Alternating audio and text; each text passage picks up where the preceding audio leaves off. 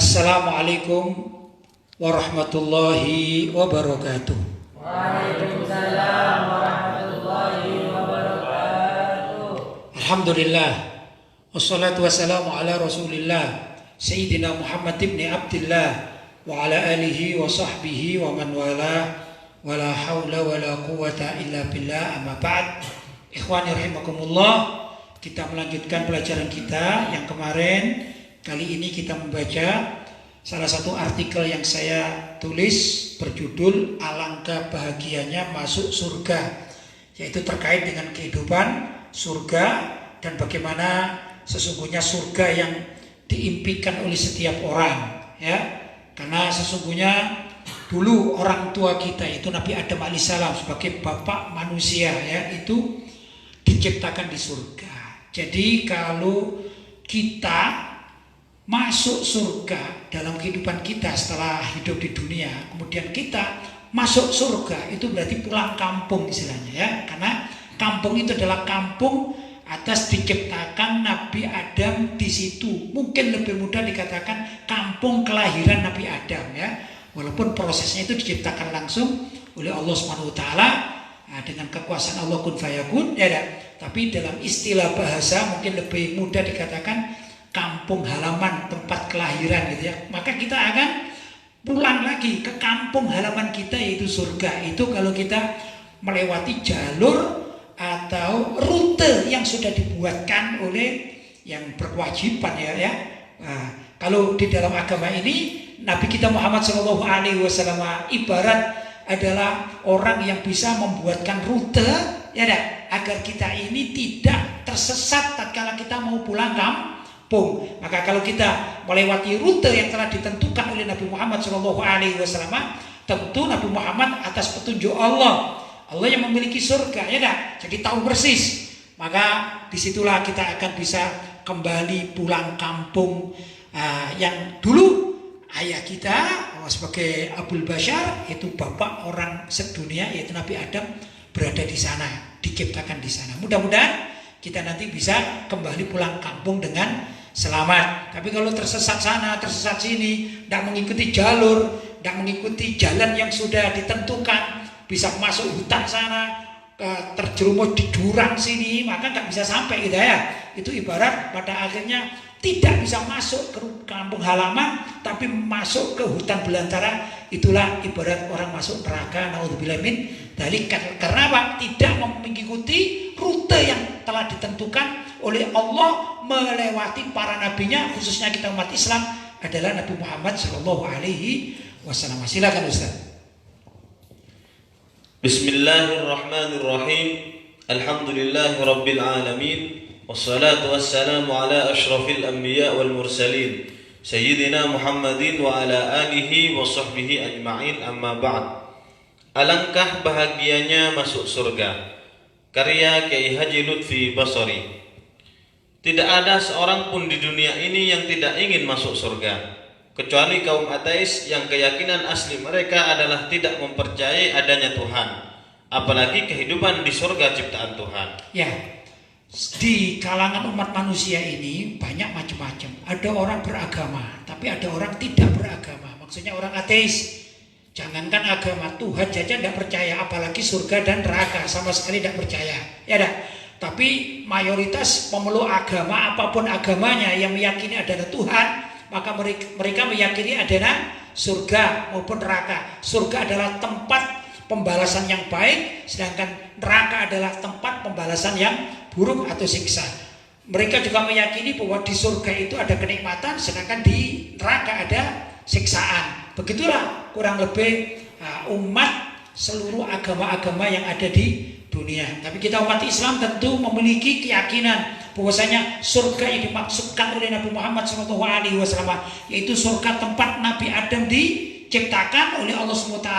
Itu adalah surga yang disebut oleh Nabi SAW, mala ainun ra'at wala udhunun sami'at wala khatara ala qalbi bashar, yaitu surga yang belum pernah dilihat oleh mata manusia secara umum, kecuali orang-orang tertentu, yaitu Nabi Adam, Ibu Hawa sudah maklum, ya, karena tercipta di sana, kan begitu.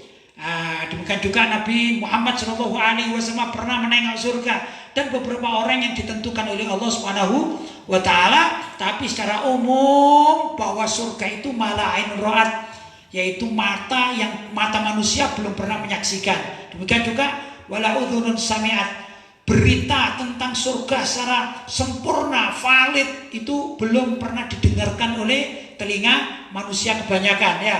Wala sami'a wala khatar ala qalbi bashar, bahkan terlintas keadaan surga yang luar biasa itu terlintas dalam benak manusia saja enggak ya. Kalaupun ada berita baik di Quran maupun hadis atau keterangan para ulama, itu secuplek saja dari keindahan surga yang sangat luar biasa ya. Kita pernah mendengarkan bahwa di surga itu ada sungai-sungai yang mengalir, misalnya ada sungainya itu airnya putih seperti susu ya. Juga harum seperti minyak kasturi misalnya, kita sering dengar, bahkan manisnya seperti madu. Itu gambaran cuplikan saja, aslinya jauh lebih besar, lebih nikmat, lebih hebat daripada apa yang pernah kita dengarkan. Karena itu katakan mala ainun ra'at wala udhunun sami'at wala khatara ala qalbi bashar, mata manusia belum pernah melihatnya. Gimana mau cerita sempurna, melihat aja belum ya. Demikian mendengarkan dari telinga, gimana saya mau menceritakan kalau selain cuplikan-cuplikan itu. Wong melihat aja belum, apalagi mendengarkan. Bahkan menggambarkan dengan akal pikiran, wong belum pernah menyaksikan, gimana akan menggambarkan, kecuali semua gambaran yang baik-baik tentang surga itu hanyalah secuplik dari keindahan dan kenikmatan surga luar biasa. Lanjut Ustaz.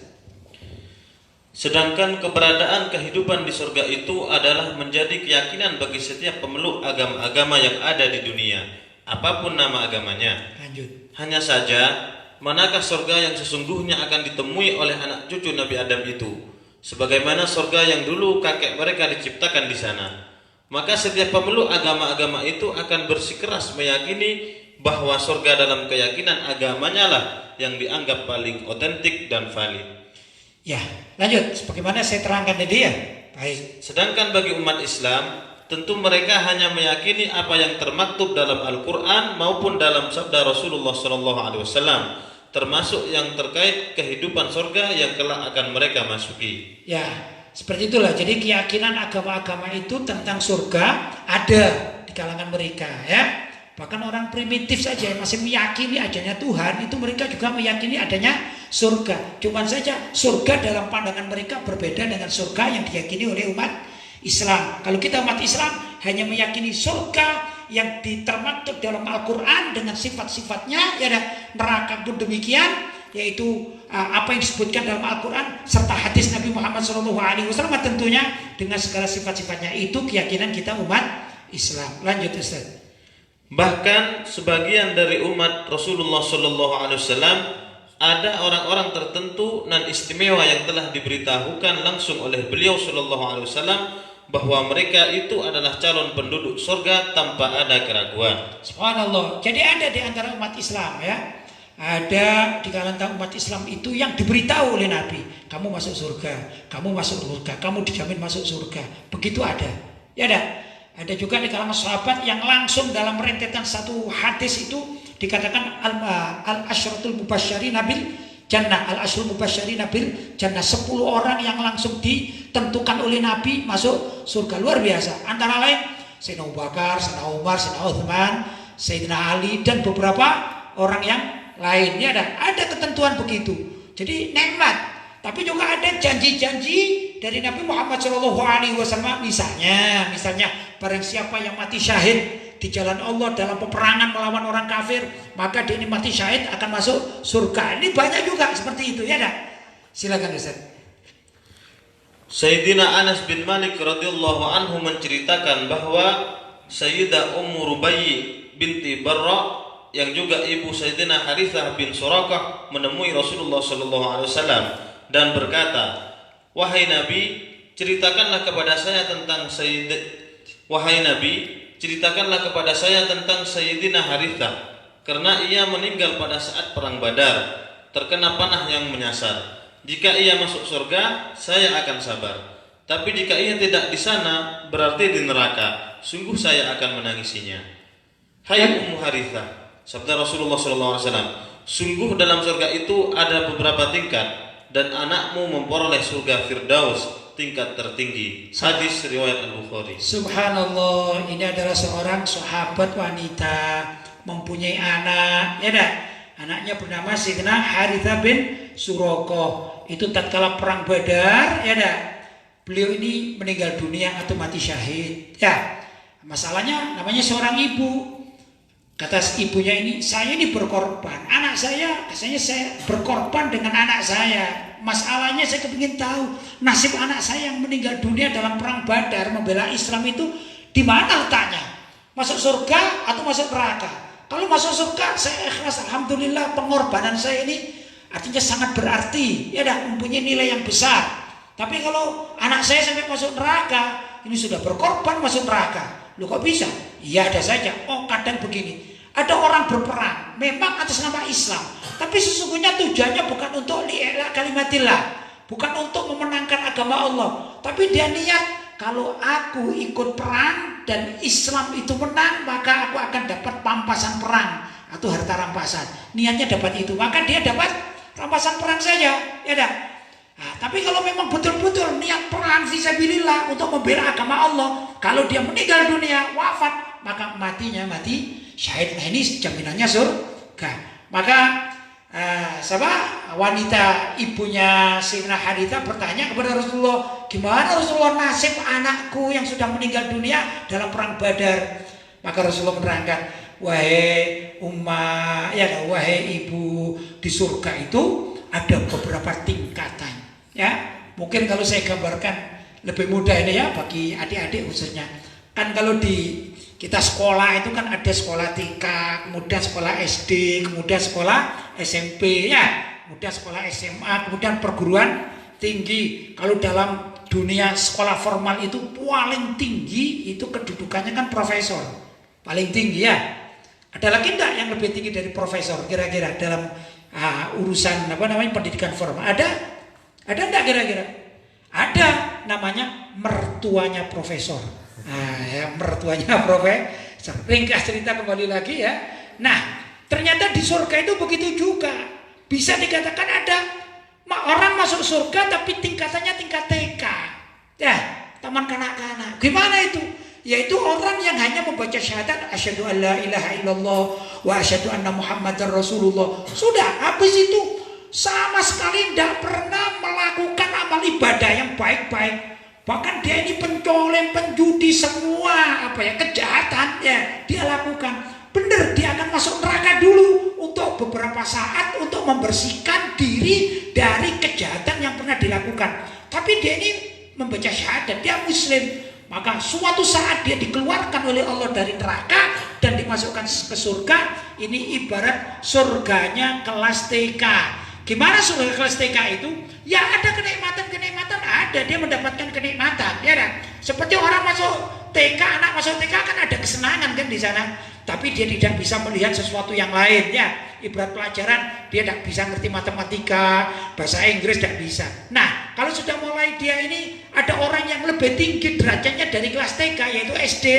Ini adalah orang yang misalnya dia sudah baca syahadat, dia beramal baik, tapi maksiatnya lebih banyak daripada amal baiknya. Masih punya amal baik, kalau masuk surga walaupun melalui proses ke neraka, tapi bisa masuk surga, sebut saja kelasnya kelas SD. Demikian dan seterusnya. Semakin orang itu baik perilakunya, walaupun dia bermaksiat, tapi perilaku kebaikan, amal kebaikan itu masih dominan, ya. Ibarat dia akan masuk surga, mungkin sehari 2 hari masuk neraka, kemudian dia masukkan surga karena amal ibadahnya banyak, maka bisa saja seakan-akan dia ini masuk surga kelasnya tingkatnya mahasiswa, ya dah, begitu dan seterusnya. Nah, kalau ada orang yang tidak punya dosa sama sekali, ya, yaitu para nabi ya, minan nabiyyin wasiddiqin wasyuhada wassalihin, mungkin gambarannya itu adalah kelasnya dosen-dosen, bahkan yang paling tinggi kelasnya profesor. Barangkali begitu gambarannya. Kalau ini tingkatan-tingkatan mengikuti standar pendidikan umum, ini lebih takribul faham, memudahkan pemahaman. Jelas ya? Jadi di surga ini tingkat-tingkatan. Kata Rasulullah, wahai ummah, hei ibu yang putramu meninggal tatkala perang Badar itu dia berada di Jannatul Firdaus, surga Al-Firdaus yang paling tinggi, luar biasa. Kenapa? Dia berkorban nyawa demi untuk kemaslahatan agama Islam. Inilah namanya mujahid fi sabilillah. Silakan Ustaz. Alangkah bahagianya sang ibu saat mendengar keterangan bahwa putranya yang mati syahid di arena perang Badar itu sebagai calon penduduk surga. Tentu masih banyak contoh lain tentang persaksian Rasulullah SAW terhadap beberapa sahabatnya yang dijamin masuk surga. Ya, jadi kalau ada jaminan dari Rasulullah yang masuk surga yang secara langsung seperti tadi Sayyidina Haritha, itu jelas surganya adalah surga yang sangat tinggi ya. Masalahnya kita ini kan, kalaupun dijamin masuk surga atas amalan kita, tapi kelas berapa kita? Kalau kita cuman sekedar aja hidup dalam ibadah kita, jangan-jangan cuman dapat tiket masuk, ya dah. Nah, saya contohkan begini ya. Namanya surga itu kan taman surga ya, namanya surga, bustan, taman. Itu kalau saya gambarkan seperti tempat rekreasi. Kalau di Malang ini ada namanya Jatim Park. Nah, ya. Jatim Park itu orang yang masuk itu harus beli tiket masuk. Saya tidak tahu sekarang, sebut saja 100.000 gitu ya. Sebut saja harganya tiket berapa? 100.000. Masalahnya setelah orang itu bayar 100.000 dan bisa masuk ke dalam, maka di situ ada namanya rekreasi, tempat hiburan umum. Siapa saja bisa masuk, jelas ya, tanpa bayar lagi. Tapi ada kamar-kamar, bilik-bilik khusus, ruang-ruang khusus, ya, yang kalau kita akan masuk ke dalamnya harus bayar lagi kita. Pernah kan gitu? Yang saya tahu seperti ini, apa namanya, goa hantu misalnya, ya. Atau permainan lain, atau kalau anak muda-muda ingin main bom kar itu ya, yang apa namanya, mobil-mobilan, itu bayar lagi enggak? Bayar. Jadi nggak bisa cuma tiket masuknya saja, itu rata-rata demikian. Nah, saya gambarkan surga pun hampir gambarnya seperti itu. Di sana ada taman-taman yang sangat luar biasa, ada apa namanya, ada koster, istana-istana yang sangat luar biasa. Bagi orang yang hanya memiliki tiket masuk, yaitu syahadat saja, asyhadu alla ilaha illallah wa asyhadu anna muhammadar rasulullah, maka dia bisa menikmati taman umum. Masuk surga kan nikmat. Ibarat saya katakan, misalnya kita di dunia ini ya, itu kan masuk tempat itu ada yang dengan AC dingin, nikmat daripada di luar panas. Ya, tapi untuk mengambil hadiah ini, mengambil yang itu, tidak bisa. Sama dengan orang beli kan. Kita masuk swalayan, kita masuk saja, misalnya ada penjagaan dikatakan, kemana sampean? Mau masuk Pak, gitu ya, suruh masuk, rasanya dingin. Tapi mau beli, mau ngambil barang harus beli terlebih dahulu. Lah, uangnya ini adalah pahala yang kita kumpulkan. Semakin banyak pahala yang kita kumpulkan, sama halnya orang belanja membawa uang jutaan rupiah, maka setiap barang yang kita inginkan bisa kita beli. Demikian juga dengan bustan atau tempat rekreasi. Semakin kita banyak bekal yang kita bawa, kita bisa masuk ruang sana, ruang sini, menikmati segala macam permainan. Ya dah, berbeda kalau hanya orang punya uang tiket masuk. Nikmat, tiket masuk itu nikmat daripada di neraka. Ya, kalau ada swalayan yang ada AC-nya, daripada di luar panas, masuk swalayan itu nikmat dingin. Tapi untuk mendapatkan belanjaan kok nggak bawa duit, nggak punya uang, ya cuma melihat saja, ya itu masalahnya. Jelas ya, begitulah amalan kita, tergantung dari kita masing-masing. Silakan Ustaz. Sayyidina Abu Hurairah radhiyallahu anhu menceritakan bahwa Rasulullah SAW pernah bertanya kepada Sayyidina Bilal sesudah salat subuh, wahai Bilal, ceritakanlah kepadaku amalan apa yang engkau kerjakan dalam Islam dengan penuh pengharapan, karena aku mendengar suara sandalmu di sorga. Sayyidina Bilal radhiyallahu anhu menjawab, tidak ada satu amalan yang sangat penuh pengharapan yang aku kerjakan, kecuali setiap kali aku selesai bersuci, baik siang maupun malam, maka aku salat sunnah. Rasanya ada sesuatu yang memang telah ditentukan untukku agar aku salat sunnah. Hadis riwayat Ahmad, Bukhari dan Muslim. Ya, jadi dari Sayyidina Abu Hurairah radhiyallahu taala anhu, Rasulullah bertanya kepada Sayyidina Bilal. Ternyata Rasulullah itu pernah mendengarkan suara suara sandalnya Sayyidina Bilal.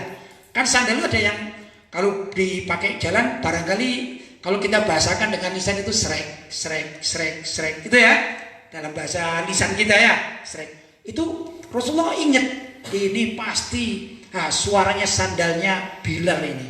Di sini ada santri ya, kalau jalan kadang-kadang jalan sama saya itu berjalan itu suaranya sandalnya itu ikut srek srek srek. Saya apal, ini Fulan bin Fulan ya. Kalau yang itu namanya begini.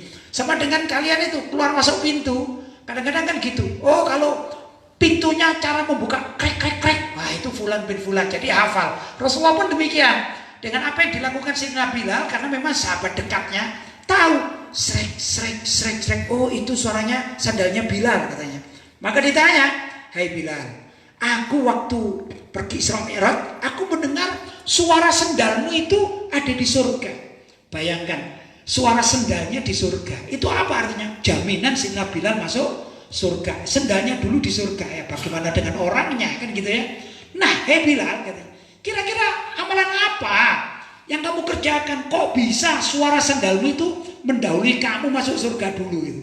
Ya, ini luar biasa. Saya kadang-kadang berpikir juga nih, orang-orang yang punya KTP ya, KTP-nya Islam. Tapi masalahnya berbeda dengan Sayyidina Bilal. Sayyidina Bilal tidak punya KTP Islam.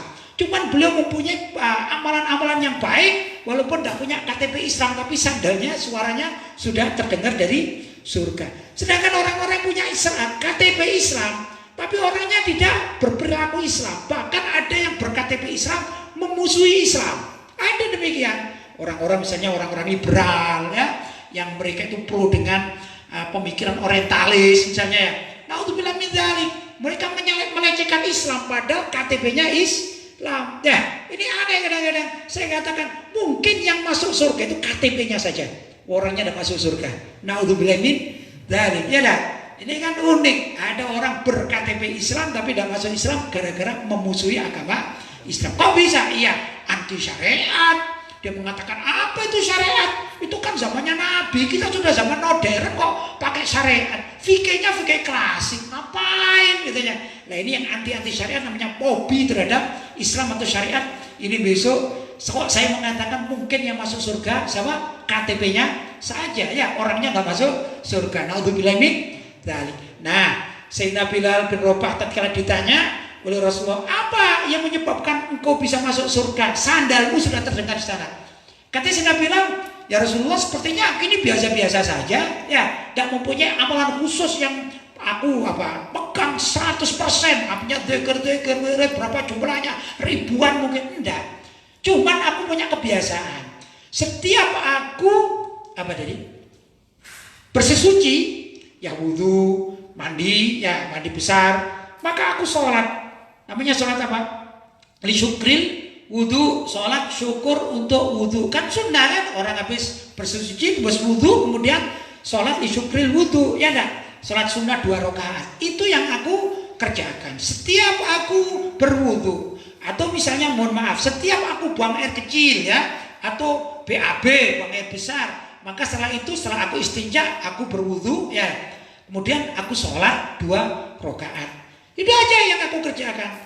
Ternyata itu seperti amalan tidak terlalu terlalu vital, bukan suatu yang besar dalam pandangan banyak orang, tapi itulah yang menyebabkan istiqomah itu, menyebabkan sandal Sayyidina Bilal sudah didengarkan di surga oleh baginda Nabi Muhammad Sallallahu Alaihi Wasallam. Jadi kalau kita ingin menirukan Sayyidina Bilal agar tidak jauh-jauh dari surga, setiap kita buang air, mau air kecil kencing maupun buang air besar, maaf misalnya berak, apa yang kita lakukan sebaiknya setelah istinja bersih-bersih, kemudian kita wudu, setelah wudu kita sholat sunnah 2 rakaat. Nah ini insya Allah akan membawa berkah, cepat masuk surga. Minimal sandal kita sudah terdaftar di surga sana. Alhamdulillah. Silakan Ustaz.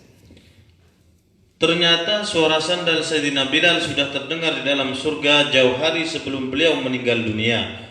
Ini berarti adanya jaminan masuk surga saat Sayyidina Bilal dipanggil oleh Allah Subhanahu wa taala. Ya, jadi nyata ya. Jadi kalau sandalnya Sayyidina Bilal sudah terdengar di surga, ini berarti jaminan otomatis ya. Jaminan masuk surga. Tinggal kita bagaimana? Kita ini pingin masuk surga enggak sih? Pingin enggak? Nah saya tanya ini, kalian pingin masuk surga cepet-cepet apa nanti-nanti sajalah gitu? Enak yang gimana? Cepet. Nah orang yang ingin masuk surga kalau ingin cepat syaratnya itu satu, pertama itu harus mati dulu. Gimana? Mau mati sekarang atau nanti saja? Kenapa kok nanti saja? Pingin hidup lama di dunia itu ya. Nah, katanya pengen masuk surga, disuruh cepat nggak mau. Gimana sih? Jadi ini kontradiksi nih. Pingin gimana? Masuk surga cepat atau gimana? Nggak berani jawab ya. Itulah manusia. Pinginnya masuk surga, padahal orang masuk surga itu harus proses mati dulu, dikubur ya. Itu pun dalam kubur ini ada pertanyaan kubur ya. Tapi kita ini pingin cepat tapi tidak berani mati. Itulah manusia ya, aneh manusia. Tapi mudah-mudahan dengan apa yang kita dengarkan ada beberapa amalan-amalan yang menyebabkan orang itu ada jaminan masuk surga ya. Jangankan kalian yang muda-muda, ada orang tua misalnya usianya 80 tahun ditanya misalnya, Pak atau mungkin kakek, Kek, gimana kalau kakek saya doakan masuk surga? Mesti senang, ya doakan aku masuk surga. Cepat Kek ya masuk surganya ya. Maksudnya gimana? Ya doakan mati Kek. Pasti marah. Jangan kok saya doakan mati sih gimana? Itulah manusia. Padahal proses masuk surga harus mati terlebih dahulu ya. Nah ya ikhwan, mudah-mudahan apa yang kita baca tadi itu bisa mengingatkan kita bahwa kita ini memerlukan sangu atau bekal masuk surga, bukan sekedar hanya masuk saja, tapi kita perlu membuka tempat-tempat yang indah-indah di surga dengan apa? Dengan membayar ongkos membukanya itu ibarat dengan surga itu perilaku amal ibadah kita. Semakin banyak ibadah kita, maka di surga kita akan bisa menikmati. Ibarat di sana ada ruang-ruang tempat rekreasi yang harus bayar lagi beli tiket, ya dah. Kalau kita tidak banyak memiliki tiket, tawan kita, saudara kita punya tiket yang banyak, mereka bisa menikmati, sedangkan kita ini hanya melongo saja di luar. Aduh, saudaraku bisa masuk sana, aku nggak punya. Kenapa? Karena tidak punya ongkos untuk masuk. Ini patut disayangkan. Jelas ya? Mudah-mudahan kita semua bisa mulai sekarang ini mempersiapkan bagaimana tiket masuk surga bukan sekedar masuk saja, tapi bisa membedah, menikmati semua kenikmatan yang ada di surga. Itu harus dengan sungguh-sungguh dalam beramal ibadah kepada Allah Subhanahu wa taala. Ya ikhwan, barangkali ini dapat saya sampaikan, mudah-mudahan ada manfaatnya. Mudah-mudahan kita bisa terbuka hati kita dengan melihat informasi-informasi tentang surga ini. Semakin cinta kita kepada surga semakin mendalam atas bimbingan Allah SWT, perlindungan dari Allah SWT, dan juga tentunya kebersamaan kita mencintai Nabi Muhammad SAW. Itu saja dari saya. Kurang lebihnya mohon maaf yang sebesar-besarnya. Hadza ma aqulu lakum wal afu minkum. Wassalamualaikum warahmatullahi wabarakatuh.